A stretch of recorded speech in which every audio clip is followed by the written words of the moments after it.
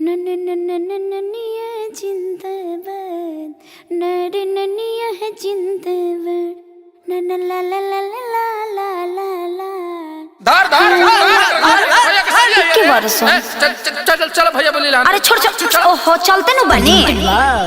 Adishakti films नकारी बरिया रे जी तू रब पिचकारी जी के जाल फेकम रउआ के तन न फंसे ये बरारी जी ए महंगा पलहंगा न लटाई घाटा लग जाई भाव उचित बताई छौ बहनी कराई ताजतन रुपया कहब तो हके तने रुपया दे सुन साली हो अब हवा ऐसे पसेरी 2 रुपया हो 2 रुपया 2 रुपया हो 2 रुपया चोली रंगाई दे 2 रुपया हो चोली रंगाई दे 2 रुपया हो साया रंगाई पौने 2 रुपया चोली रंगाई दे 2 रुपया रे साया रंगाई पौने 2 रुपया आए विवेक जी तनी बेंजू पेरी तो चोख पे चुकारी हिया से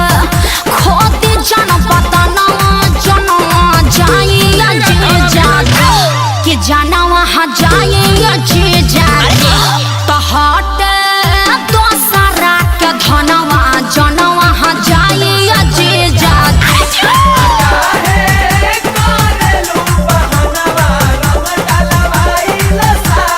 कम ऑन ओ या हाय रे टके जवानी हजेजो अतना मोलाई करवाए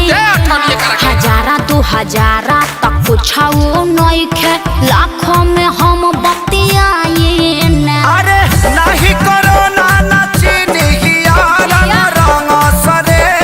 ई तो होली के भेकसी नहीं उड़ी बाबा रंग सरे ई तो खपेरा मसी नहीं दोसर दुआर जाके देखी ओनिया रंग फेंकी छिट्टा माल ना भेटाई अरे कहता आधा काठा लिख दे हबखे अरे पूरा लिख दे बाकी डालब भर पे आरी खेत बेचवा बनबो का ब्यास तो तहार का जाता 2 रुपया हो 2 रुपया फिर उहे बात 2 रुपया हो 2 रुपया चोली रंगाई दे हो 2 रुपया हो No. चोली रंगाई दे हो 2 रुपया साया रंगाई पौने 2 रुपया चोली रंगाई दे हो 2 रुपया रे साया रंगाई पौने 2 रुपया आया जीजा जी हरा सोहरा है बारी सके खजानावा करब हजी जहाँ तू ने हम अरे कौन पाके फेंको तड़े एकरा बहिन का बढ़िया देव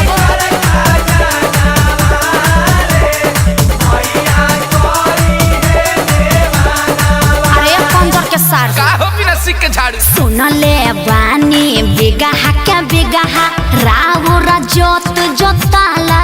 जी बजट कुछाऊ बढ़ाई जीजा तबे रंगाई उच खाला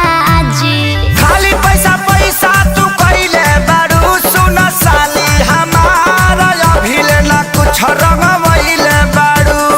साली हमार गोरी किस्म से नाच खइले घेरा खइबा लोग अखिलेश खेसारी न पोल्हाई आकाश श्याम के बोलाई रंगाई आई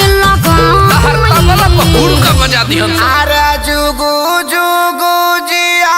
साली लाख बारी होली खेले गइलू सी आये जीजा जी खूब जियत रही अपने ढारत रही अपने पियत रही तहार के पी है 10 टकियावा दी ना बाल्टन के आओ अभा 2 रुपया हो दे हम 2 रुपया 2 रुपया हो दे हम 2 हाँ रुपया तो वो दे ये दे चोली रंगाई दे हम 2 रुपया हो चोली रंगाई दे हम 2 रुपया हो साया रंगाई पौने 2 रुपया कौन फेंको तारे अपना बहिनिया को फेंको सो